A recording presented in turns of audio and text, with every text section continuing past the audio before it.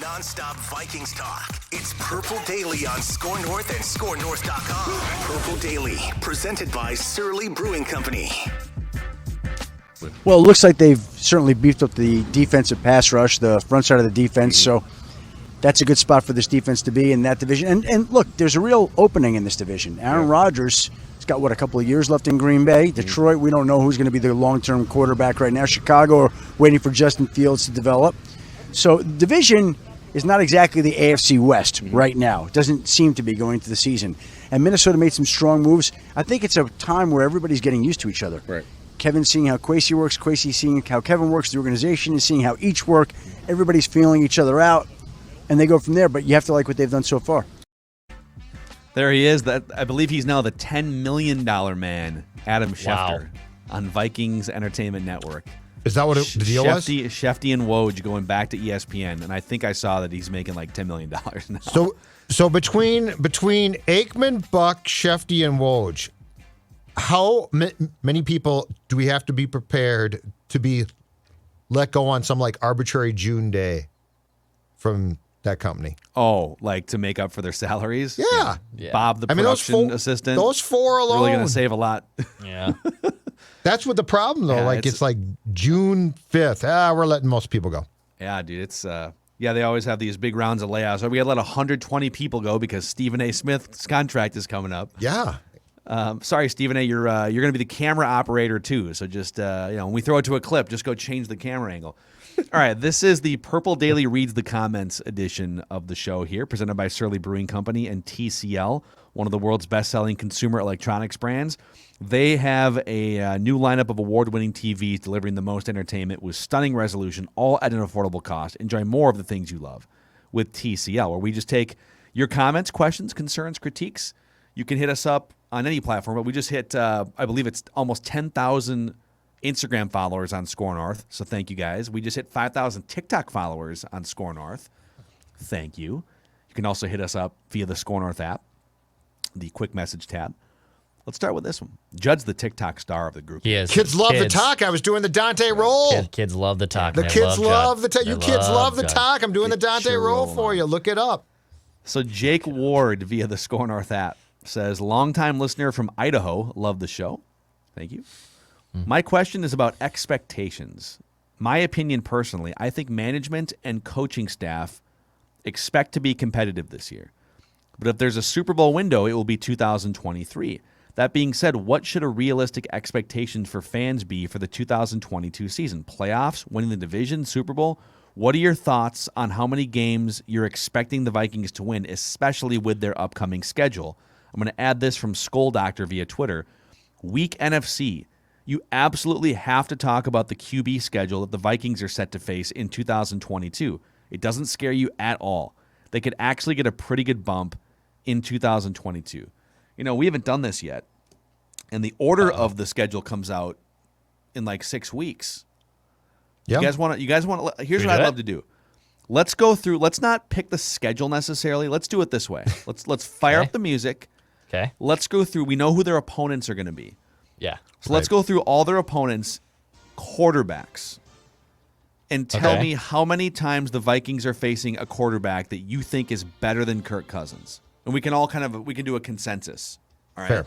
Okay. Fair. Let's just do quarterback versus quarterback and see how many times the Vikings have the quarterback advantage. Uh-huh. Chicago Bears home. Bad We'll do all the Vikings. home games first. Bears. Okay. So no, Kirk has. Yeah. Right. Yep. I'm only going to tally the times where they don't have a quarterback advantage. Jared Goff. I think we're good on that one. Vikings. Okay. Aaron Rodgers. Packers. Packers. So tally that. Okay. Mark it up. Dak Prescott. I think Dak is better than Kirk. I think Dak is better than Kirk, too. Yeah, it's probably fairly close depending on the day. But, yeah, I will go Cowboys as well so we can have a consensus. Okay. Giants and Daniel Jones. Vikings. No. Cardinals and Kyler Murray. Cardinals. I think so, too. I mean, he's definitely Kyler lost can just his stock has fallen a little bit, but he's a He can do freaking more. joystick, man. It's closer. It's closer than the Dak conversation, but I think Kyler. Yeah. Kyler. Okay, the Jets, no. No. Mac Jones and the Patriots. No. Not yet. No. Yeah. That might flip-flop by depending on when this game is played, but right now in April I'd go Vikings. Colts with Matt Ryan. I'm going to say advantage Colts for quarterback. Matt Ryan with that coaching staff, that offensive line, that running game, etc. Yeah. I give it to Kirk, personally. Oh, I'm the tiebreaker. Yeah. Where's that game being played? It's being played in Minnesota. I'll go Kirk. Okay. Look at you. All right, so those are the home games.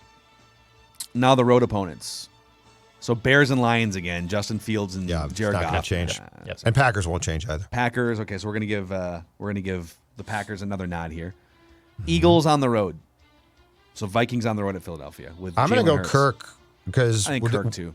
With Hurts, I don't know yet. I just don't know. Yeah, he's a fun guy, but I'd still give the advantage to the Vikings there. And Kirk.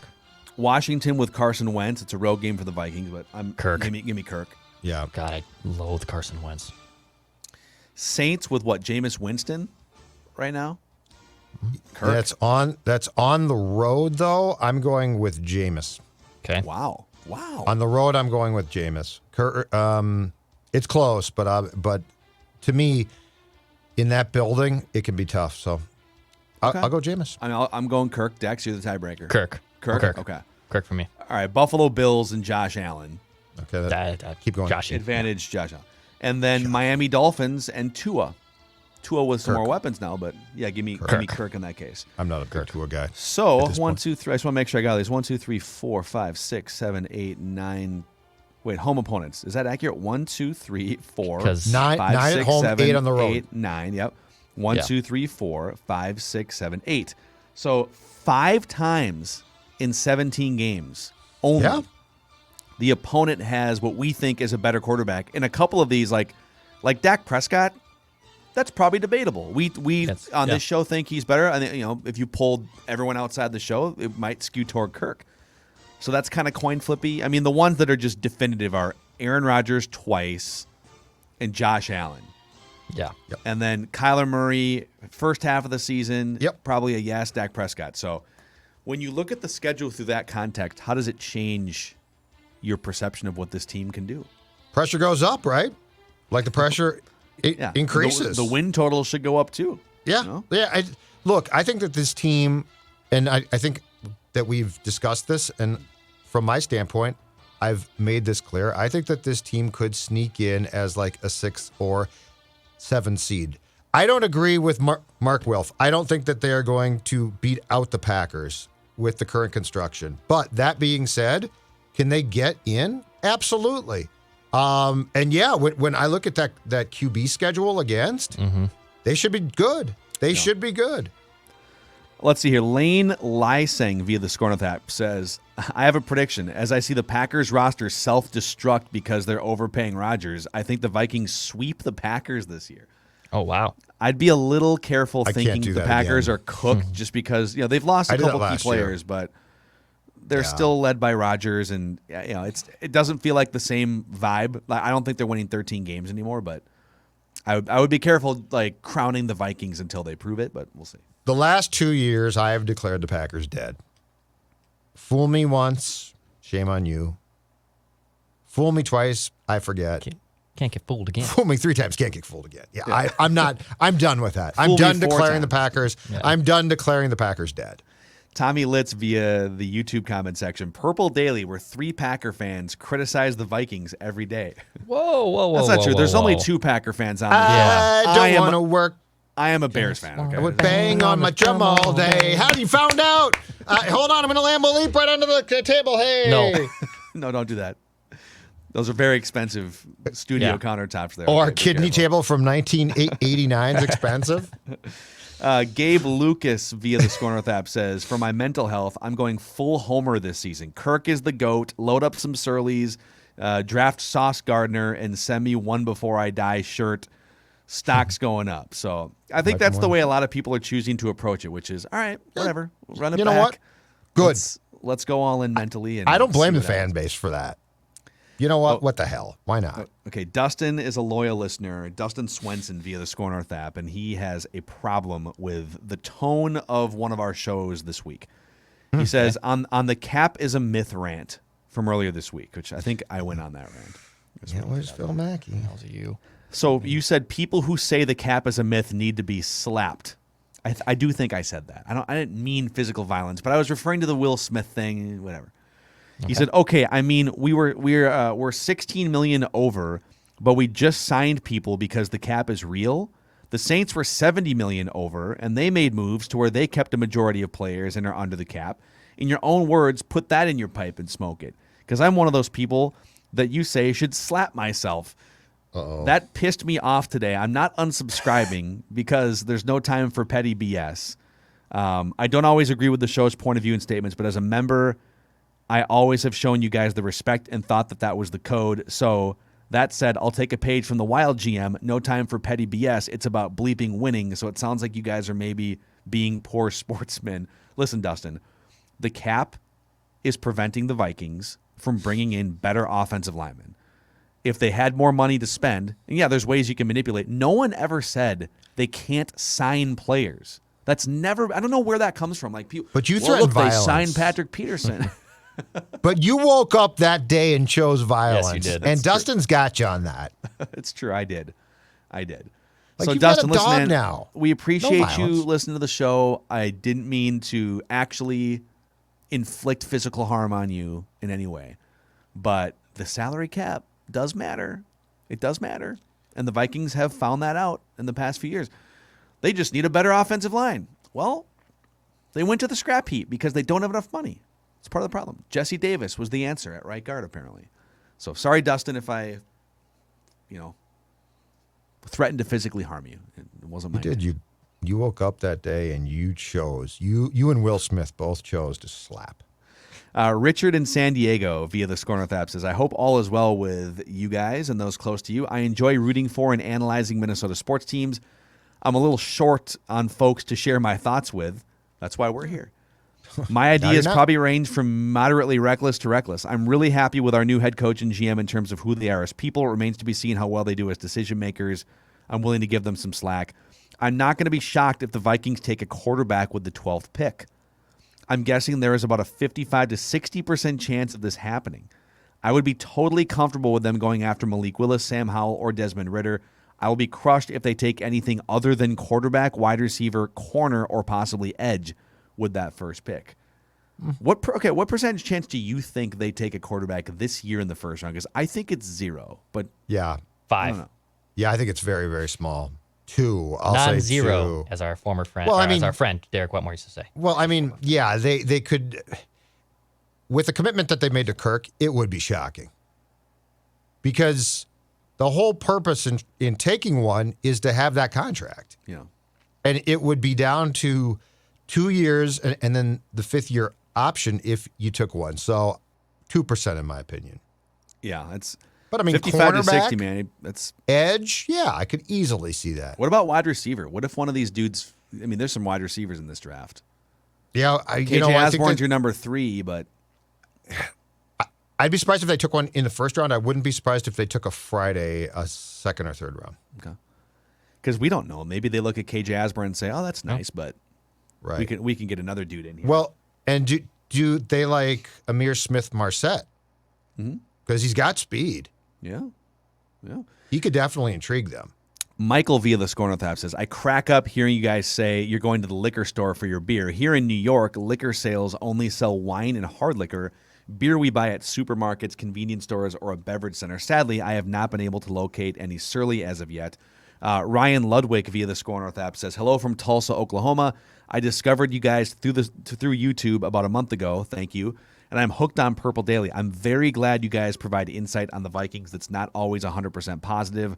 I'd rather hear honest, truthful opinions instead of propaganda. Thanks for reading. Hope you guys can answer a couple of questions. First question, I'm trying to get some Surly in my area, but I'm not an IPA guy. I'll try Furious, but can you recommend a non-IPA Surly that they make?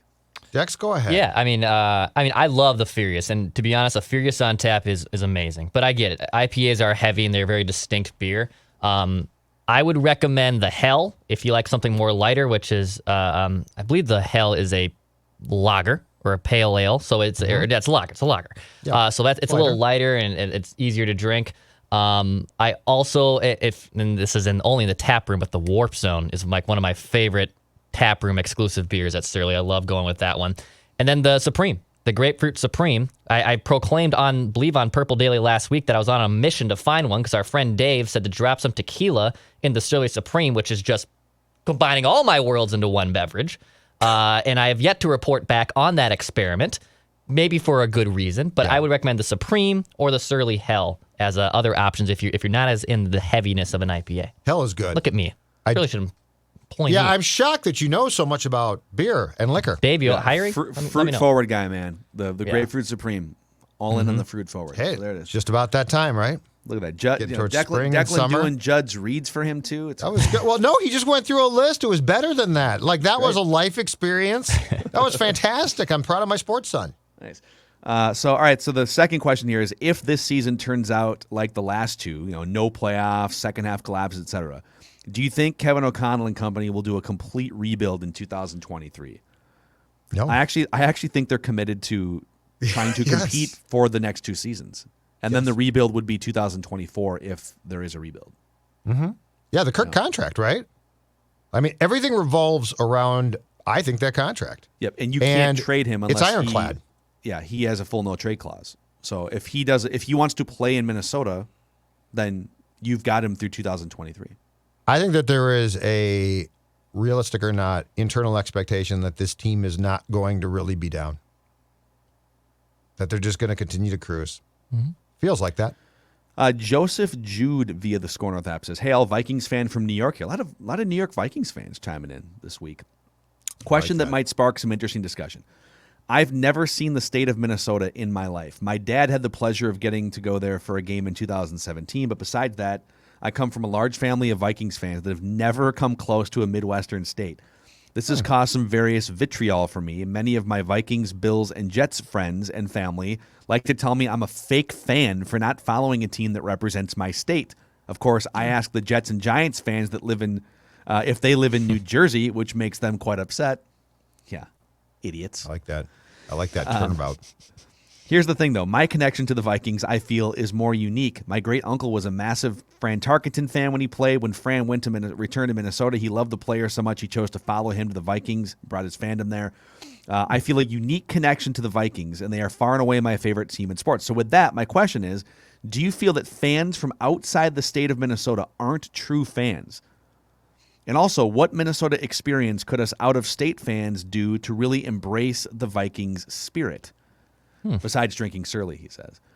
I do not think you're a fake fan at all. I mean, I'm sitting here in the Pacific Northwest. We have, I've got friends. One of my friends that's a diehard Wolves fan who lived in Minnesota for years, went to Edina, has lived in Los Angeles for 10 years. There's so many Vikings fans and Timberwolves fans and Twins fans, Wild fans all around the country that, no, man. Actually, I feel like our show, especially with me being out here, it's a safe haven for transplants. If you are a transplant Minnesota sports fan, we want this show to feel like your show and a home for you. I feel like the coolest thing we've done in the last 2 years, or the thing that's really opened my eyes, is the amount of Vikings fans outside the state. Mm-hmm. I maybe it was just bias. I did not know that there was this amount of Vikings fans outside of Minnesota. When we have people on Ventline, I would legitimately say it's about 50% outside of Minnesota that come on and join us, and that's awesome. Yep. No, it's great. And our world now, especially as sports fans, is designed to allow fans outside of states to embrace a team. It doesn't have to be their team. Between the packages for hockey and basketball and baseball, and you can see all the football games as well.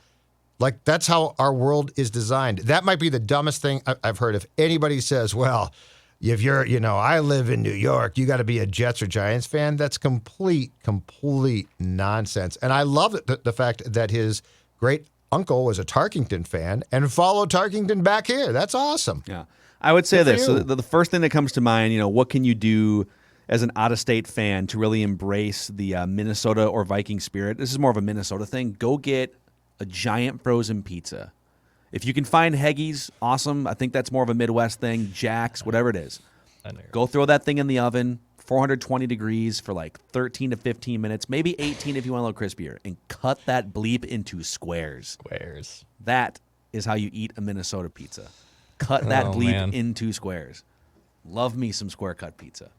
Do love me some square cut pizza. Judd, you can still dabble in pizza and still keep the weight off, right? Like you're not just eating kale for every meal. Oh, that's exactly right. And that's because of my friends at Livia Weight Control Centers, a weight control place that is based here. But again, so let's say that you're a Vikings fan. In fact, this is absolutely perfect. You're a Vikings fan and you're battling a bit of a weight problem and you live in New York. Do you want to play center? And you say, well, if you Please. do, but if you say I'd like to be a receiver or a running back and lose that weight, but I want to do it in the most Minnesota way possible, Livia is for you. Yes, they're based here, but guess what? Consultations can be done in person if you're in town, but if you're not, virtually. And so this is a perfect example of a Vikings fan outside the state able to embrace a Minnesota thing. 25% off the program right now, plus 35 meals for free. That's right, 25% off the program, plus 35 meals for free. Livia.com, 855-GO-LIVEA, Livia.com. I am down just about 40 pounds. Everything fits. Summer is coming. I feel great. And guess what? Same opportunity exists for you. Again, 25% off the program, 35 meals for free. Livia, LIVEA.com. Give them a try, and that is about as Minnesotan as you can get. Also, real quick, April's Distracted Driving Awareness Month, and Federated Mutual Insurance Company is shining a light on safe driving practices. So listen, just there's a lot of things we don't have control over in life. Let's have a couple hands on the wheel. Let's focus. No texting. Safe driving. Make it home safely today for your family, for us. Okay. Find out more about Federated Insurance and Distracted Driving Month at federatedinsurance.com. Okay, a couple more here on Purple Daily Reads the Comments. Dean Heasley via the Score North app says, everyone's saying how they're concerned about Danielle Hunter and Zadarius Smith's health for the upcoming year. My only concern is Irv Smith. We've been waiting 3 years for his breakout season. He missed all of last year, missed a couple games the year before, if I'm not mistaken.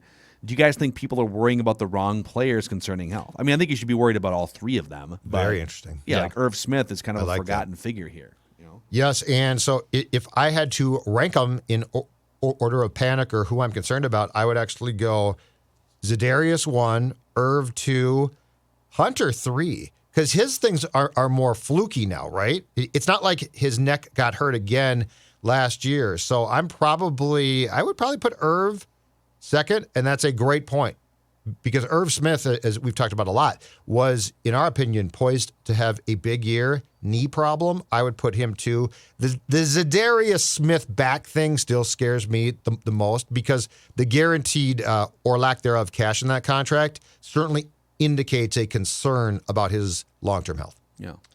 Yeah, we've been waiting on it for a while, but at the same time, this tight end boom has been happening in the NFL, and we're waiting for the Irv Smith to join in on that party, right? Like Travis Kelce is an absolute stud, and they want to see the same thing out of Irv Smith. But last year, Tyler Conklin stepped in and was productive. Was he an athletic freak and has the same ceiling as Irv? No, but he was able to cash in and still be a productive tight end.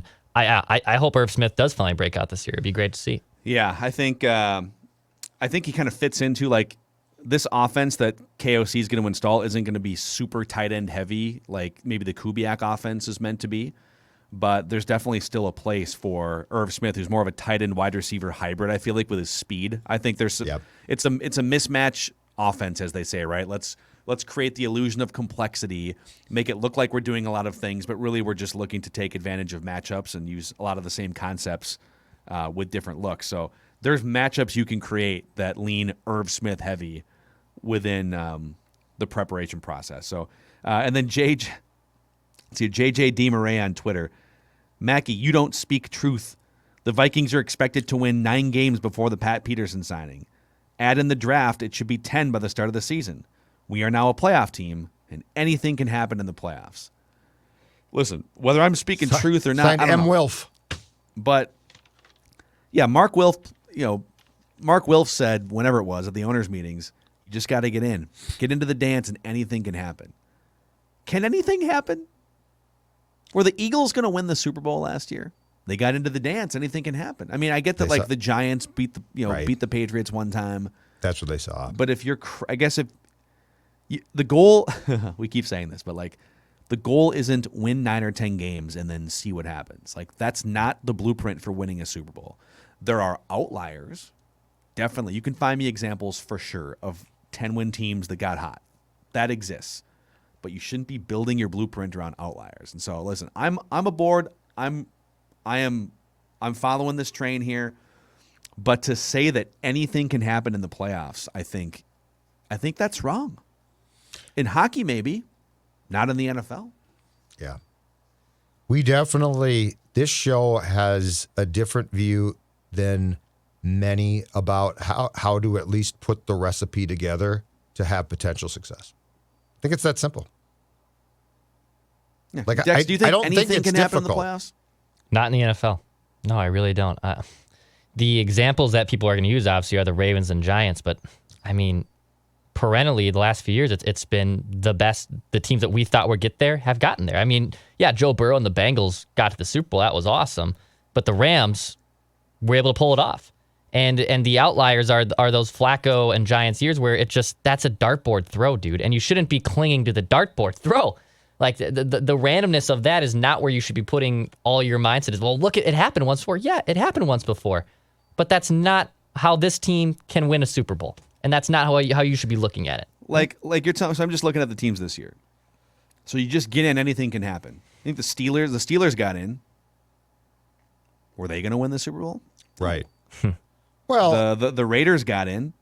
Anything can happen. Just get in. No, I mean, you're not going to win. You're not going to win 4 games. I'm sorry, if you're the Raiders. So I don't know. Was Dallas going to win it all? No. So that's an inaccurate thing to say. A lot of this also comes back to the discussion of your quarterback, because I would to go back to a question I think that we talked about on Friday's show.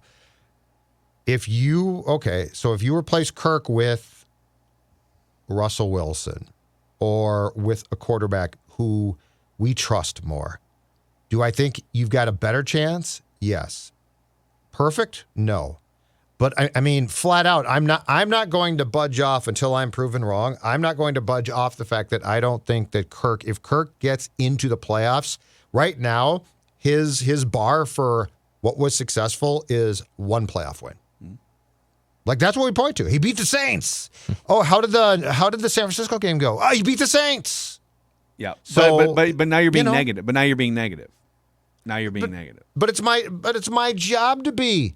If I work for a team, it's my job to look at worst case to build best case. It's your job to be blindly positive and optimistic and provide hope and faith. It bothers me. That's your job. So, just to clear up that point, okay? It bothers me that an owner of the team thinks like that. The fan base, I really don't blame them. I disagree with them, but I don't blame them. They're fans. It's fun. You don't want to think my team might stink, okay? So I totally get that. Does it bother me that ownership is working from a point of being fans and sort of blind hope? Yes, I think it's counterproductive because in my opinion, the owners are the stewards of the franchise in charge of building this thing to the right place. And right now, they are in no way, shape, or form understanding. They might have some good people, but they're not understanding what it takes. One more thing on this. So they've been around for 16 years or whatever as owners, 17 years. Just get in and anything can happen, right? So the 2008 Vikings got in. They went 10-6. They got in. Tavares Jackson and Gus Frerotte were their quarterbacks, and they had a leaky pass defense. That team. Yep. So if you can't distinguish a playoff team from a contending team after 17 years as an owner in the NFL, it's a little frustrating. The 2012 Vikings, they won 10 games. They got in. Best running back in the NFL, MVP. They weren't doing anything in the playoffs. Ponder didn't start that game, though, and I mean, Ponder had that great year, so Phil, I'm not quite sure that's fair. I mean, if Christian Ponder starts, that team probably wins the Lombardi Trophy. So I wish there was a little bit more with, I'm talking about Mark. I mean, I get, I'm not trying to pick on JJ, the Twitter follower here, but if you're an owner of an NFL team for 17 years and you can't draw a distinction between teams that just get in and teams that are actually contenders, then dude, pay more attention to the NFL. Correct. So, anyhow, all right, good stuff here, boys. little therapy there at the end on this Purple Daily Reads the Comments edition of Purple Daily. All right, we're back at it tomorrow, every day here on Daily Vikings Entertainment Central, Purple Daily. Please click subscribe on our YouTube channel. Help us keep growing that thing to build this community. We'll see you guys.